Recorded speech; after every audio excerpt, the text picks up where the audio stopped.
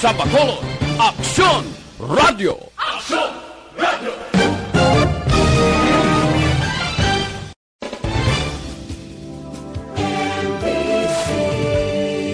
Manila Broadcasting Company. Sa balita, komentaryo, isyu, serbisyo publiko. Aksyon Radio! Sa Bacolod, Aksyon Radio. Aksyon Radio!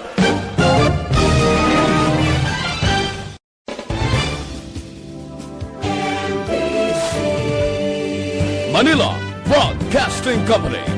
Sa balita, komentaryo, isyu, serbisyo publiko. Aksyon Radio! Sa Bacolod, Aksyon Radio. Aksyon Radio!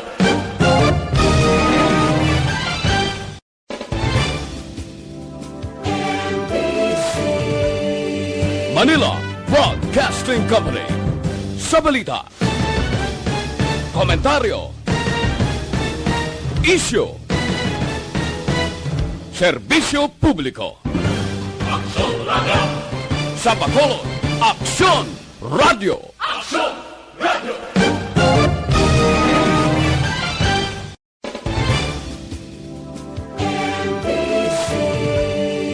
Manila Broadcasting Company. Sa balita, komentaryo, Aksyon Radio Philippine Standard Time, las 6:34.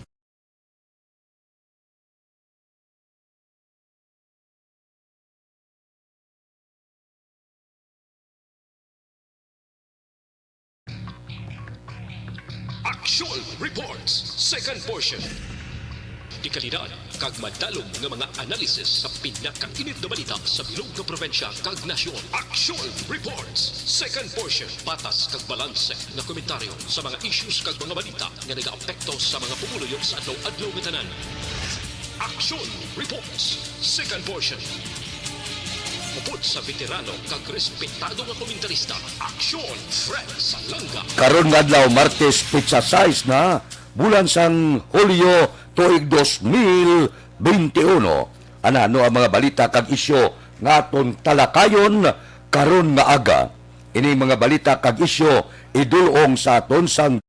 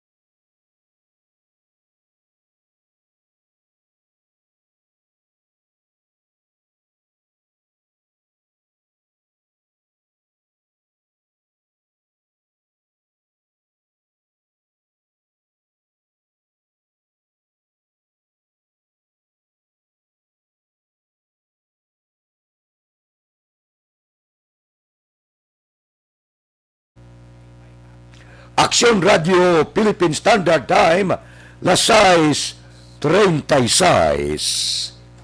Ang masubo nga nadangtan sang aton sinipursa militar sang maghugpaas ining si 130 Hercules military nga eroplano.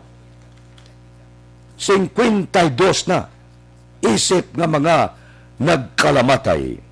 Luwas pa sa wala pa maisip. Mga 17 pa ang wala maisip.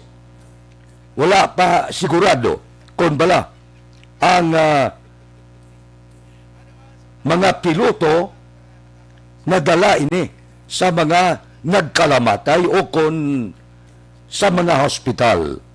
Kaya ang piloto, amo kanday Major Emmanuel Makalintal, Major Michael binuri raw kag Lieutenant Tato.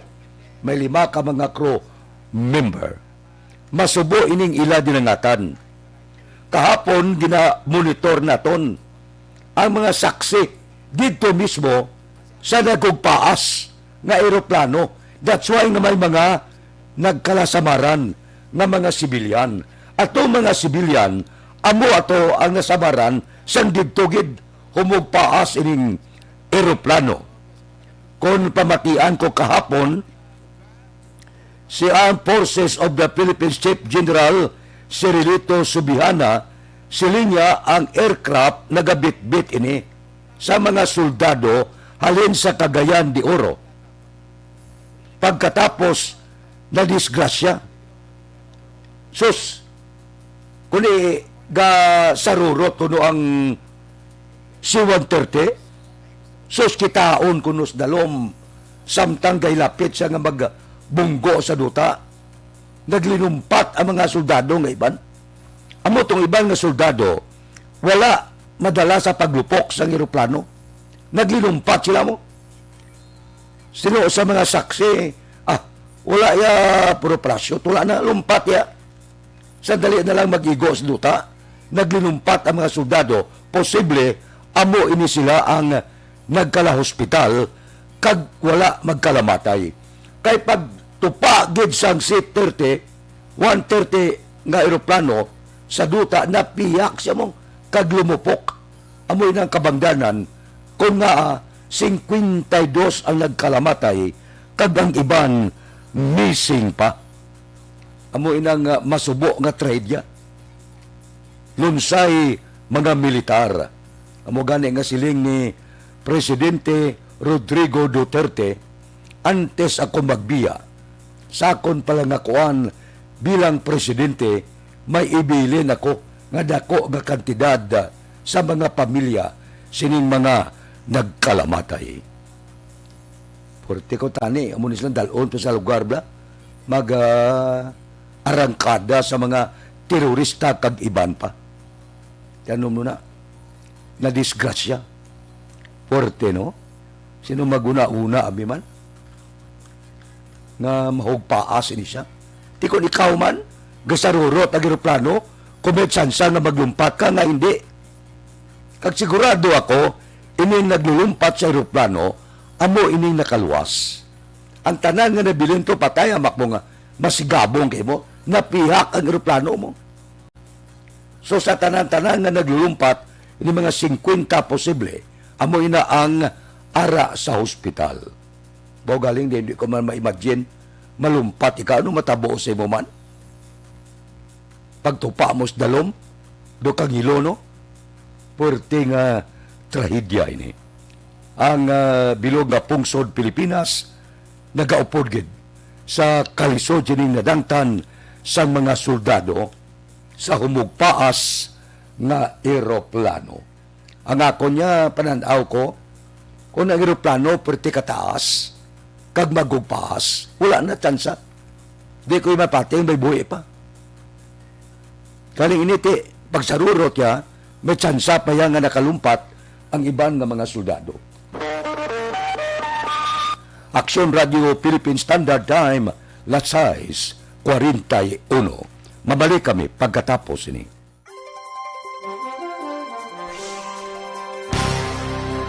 Bakit kailangang magpabakuna?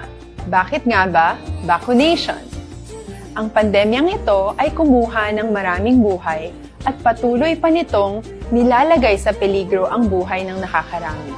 Pinahina din nito ang ating ekonomiya at maraming Pilipino ang nawalan ng trabaho dahil dito. Sa pagkatuklas ng bakuna laban sa COVID-19, nagkaroon tayo ng oportunidad na malabanan ang pandemyang ito. Sa tulong ng mga bakuna, ay may iwasan natin ang sintomas ng impeksyon at posibleng maiwasan din ang malalang impeksyon at matigilan ang pagkalat nito. Gayunpaman, gaya ng iba pang mga bakunang ginagamit sa nagdaang dekada, ang abilidad nitong protektahan ang ating komunidad ay tataas lamang kung hindi bababa sa 70% ng ating populasyon ay bakunado. Halimbawa, Kung ang iyong barangay ay mayroong 100,000 katao, hindi dapat bumaba sa 70,000 ang dapat mabakunahan upang matiyak na proteksyon ang buong komunidad. Kaya ating tandaan, ang pagbabakuna ay hindi lamang para sa iyo o sa iyong pamilya. Ito ay para din sa iyong barangay, lungsod at probinsya. Tara, sa Vida Vaccination! Aling mga bakuna ang gagamitin sa Pilipinas? Sa ngayon, may limitadong supply ng bakuna sa buong mundo. Sa katunayan, halos 80% ng stock sa buong mundo ay nabili na ng mga mayayamang bansa. Dahil dito, walang iisang kumpanya ang maaaring mag-supply ng 110 million na bakuna sa Pilipinas, kaya naman nakikipag-usap ang ating gobyerno sa 7 manufacturers. Sinisiguro natin na ang mga bakuna na to ay makakatanggap ng Emergency Use Authorization at kung may EUA sila, doon lamang sila bibilhin at gagamitin ng ating gobyerno para sa ating vaccination program. Nagbibigay ang EUA ng assurance o katiyakan na ang bakuna ay dumaan sa masusing pagsusuri at nirerekomenda ng mga independent na eksperto sa atin. Hindi mo rin kailangan mag-alala.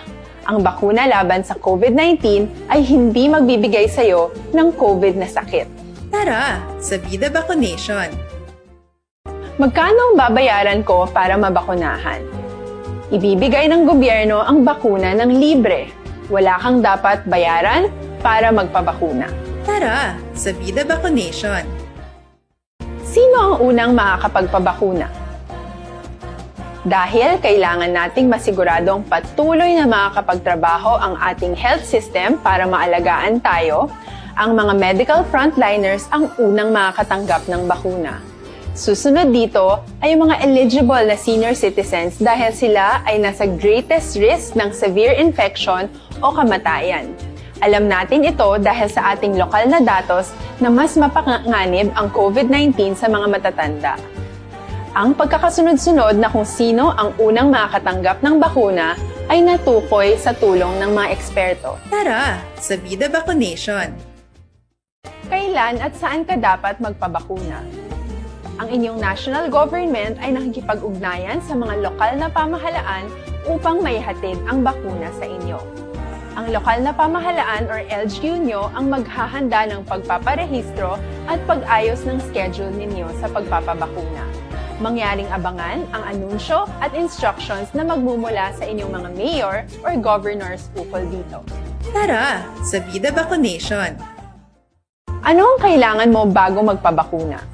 Habang hinihintay natin ang pagdating ng mga bakuna, kumuha lamang ng impormasyon sa mga mapagkakatiwalaang sources. Magtanong lamang sa mga licensed medical professionals ukol sa wastong pagbabakuna para sa COVID-19. Matuto rin tayong mag-verify ng ating mga nababasa o naririnig. Tanging tamang impormasyon lamang ang makakapaggabay sa atin sa ating desisyon na magpabakuna. Ang inyong health history ay mahalaga din sa pagtukoy kung dapat ka bang bakunahan o hindi, kung anong bakuna o angkop sa iyo. Kaya naman, importanteng seryosohin natin ang health screening na ito. Magpakita sa araw ng inyong screening at ideklara ang inyong complete health history, gaya ng allergies o mga risk factors o mga sakit noon. Masusuri ka lamang ng tama ng isang health professional. Aksyon Radio Philippine Standard Time, las 6:46, ang masunod nga isyo, idul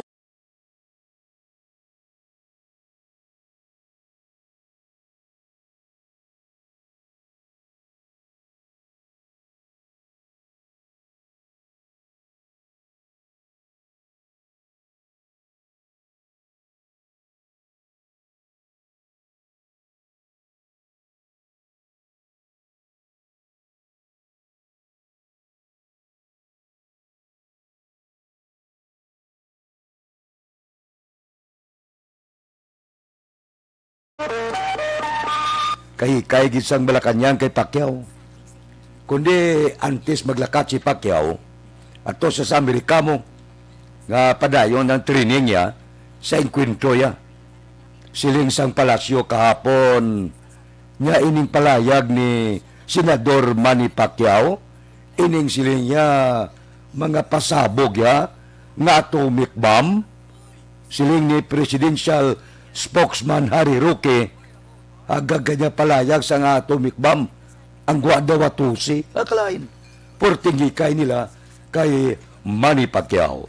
Pero hindi pa ni katapusan, kay madamo sa mga senador nga nagpalayag na pwede ipaidalon sa inquiry ang massive na korupsyon sa nagkalain-lain nga ahensya sa gobyerno. Lakip na ang 10.4 bilyones nga cash assistance para sa pandemic, para sa mga ibol. Amo ni siling ni Senador Juan Miguel Subere. So, hindi kapag kabigon si Pacquiao nga daw kagamay lang, nga daw wala ikasarang.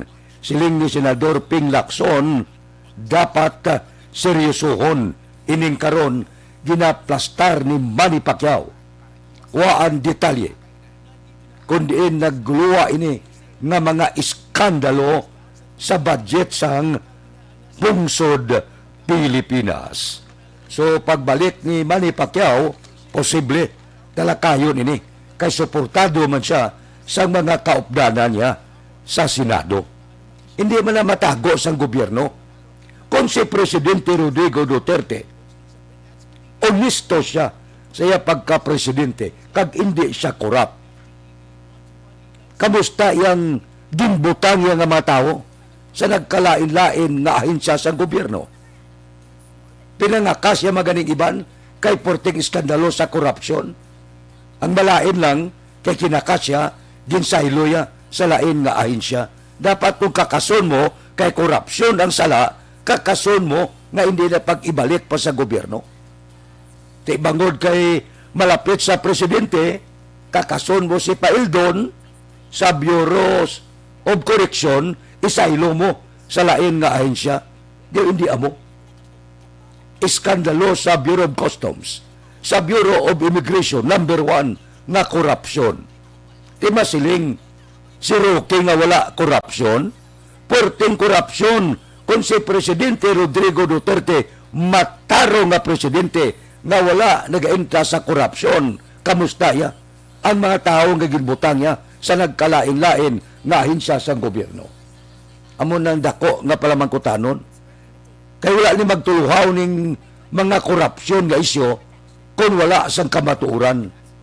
Siling sa mga malam sang una, kung may aso, may kalayo. Aksyon Radio Philippine Standard Time, lasay 50. Mabalik kami pagkatapos ini.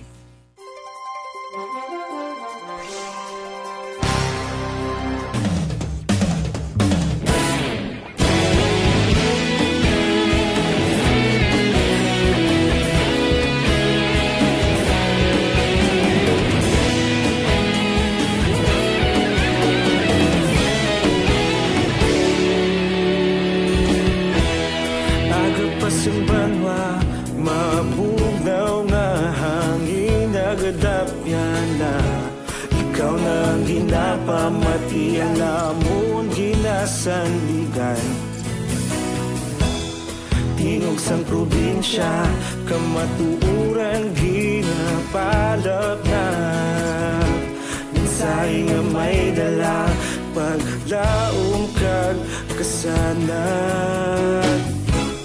Inuig na nagligan, ikaw gihapon ang ako nga istasyon. Sa pagbudlak sang adlaw, sa pagtuhaw sang biton, mga balita nga dala inspirasyon. Aksyon radyo, bakolod man sa gihapon.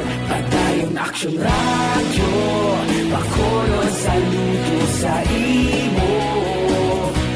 Padayon Aksyon radyo, salamat sa pagserbisyo. Patas kag balanse, patuod nga mensahe, wala sang hinadampingan. Padayon Aksyon radyo.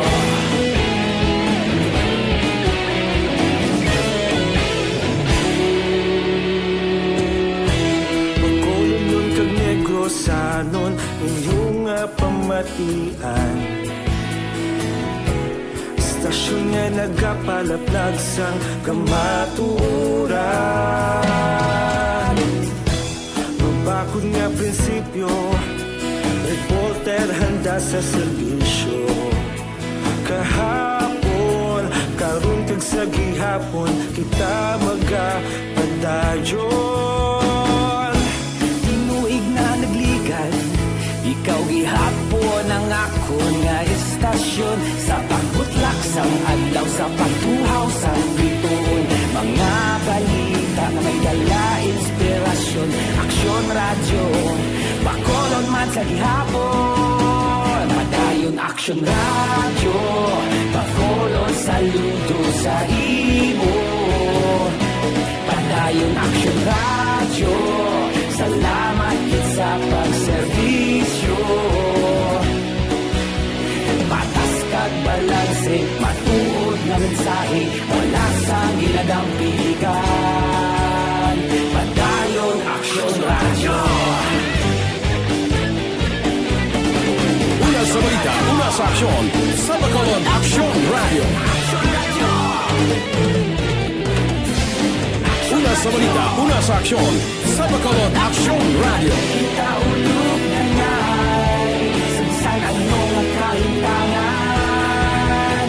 Responsable at ang balita, pagdayon na ipalak na. Malasig pero sigurado, aksyon na may dalang pagpalangga.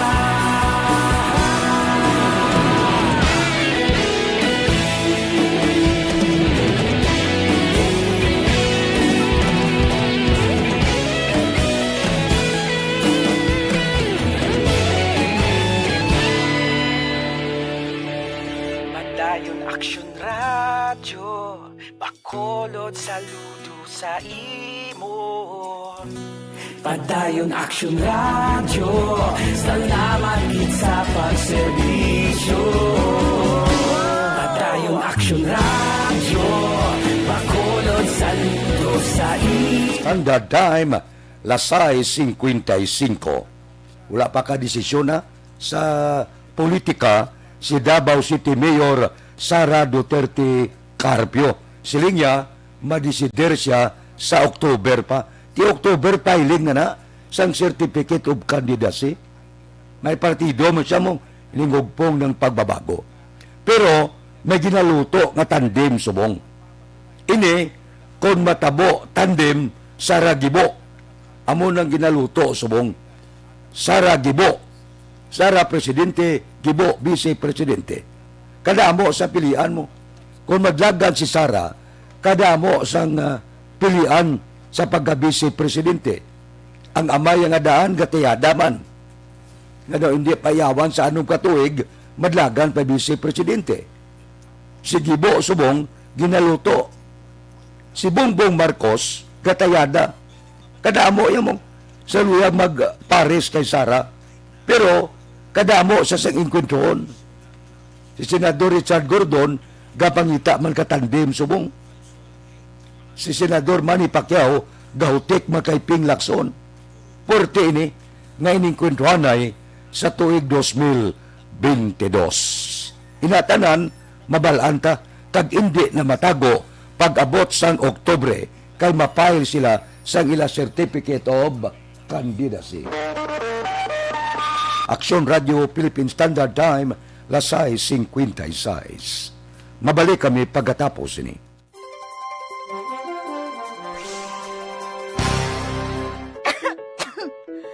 Ano ba naman tong ubo na to? Ayaw akong tigilan eh. Baka dapat magpatingin na ako sa ospital. Anak, ilang araw ka nang inuubo. Oh, uminom ka na ba ng gamot? Naku ate, di ba sintomas din yan ng COVID? Teka muna, Rina. Sigurado ka bang sa ospital ka kaagad pupunta? Ha? Eh di paano yun? Di ba pwedeng dumiretso na lang ako sa ospital? Rina, dahil nga may pandemic, iniiwasang mapuno ang mga ospital at prioridad ang mga nagpapagamot sa COVID-19. Kung may sintomas ka ng COVID-19 o may ubong walang plema, sipon at lagnat, tawagan muna ang inyong BHERT o Barangay Health Emergency Response Team. Hindi kailangan pumunta agad sa ospital maliban kung emergency. Halimbawa, nahihirapan kang huminga. Doktor ba ang mga yan? Ang bawat barangay ay may BHERT na kinabibilangan ng mga opisyal ng barangay, nurse o midwife, barangay health workers, at mga tanod. Sila ay sinanay para sa contact tracing, pag-monitor sa mga residenteng na-expose o may sintomas ng COVID-19. Sinanay rin sila sa pag-refer sa mga quarantine o health facilities, depende sa sitwasyon at pangangailangan. Kung sa health center na lang ako pumunta, may doktor at nurse naman doon. Teka, dahil may sintomas ka na gaya ng sa COVID-19, huwag ka agad dumiretso sa health center. Tawagan mo muna ang BHERT. Sa health center kasi nagpapakonsulta, nagpapacheck up at nagpapagamot ang mga pasyenteng may iba pang karamdaman na hindi COVID o walang sintomas gaya ng sa COVID. Dito rin binabakunahan ng mga bata at nagpapacheck up ang mga buntis. Nagbibigay dito ng payo kung paano umiwas sa sakit at maging malusog. Pwede nila kayong i-refer sa ibang health facilities na makakapagbigay ng iba pang health services kung kailangan. Kahit sa panahon ng pandemya, tuloy ang paghahatid sa serbisyo sa mga health centers. Basta't lahat ay susunod sa mga COVID-19 safety protocols. Pero dahil may sintomas ka na gaya ng sa COVID-19, uulitin ko, tawagan mo muna ang BHERT o kahit sinong kawani ng barangay kasi sila ang magsasabi ng kung anong nararapat gawin. Dapat pala memoryado natin ang telepono ng barangay at ng BHERT sa atin. Tumpak! Kung ganon, tatawag na ako sa barangay at sa BHERT dito sa amin para malaman ko na kung ano itong nararamdaman ko. Salamat sa mga BHERT at sa health center dahil nangunguna sila sa pag-alaga ng ating kalusugan. At syempre, salamat din po sa inyo, Doc. Walang anuman. Mahalagang alamin ang mga dapat gawin at maging bahagi ng solusyon laban sa COVID-19. Bye-bye!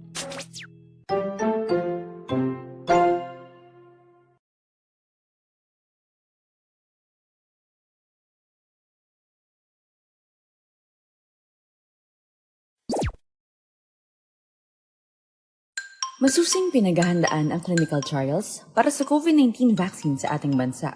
Kasabay nito, ang pagsisikap natin na maibahagi sa mga... Aksyon Radio Philippine Standard Time, las 7. Standby na sa atong Aksyon Balita Morning Edition o pod kita.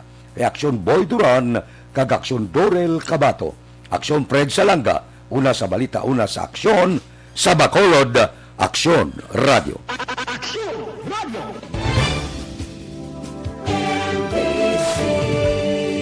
Manila Broadcasting Company. Sa balita, komentaryo, isyu, serbisyo publiko.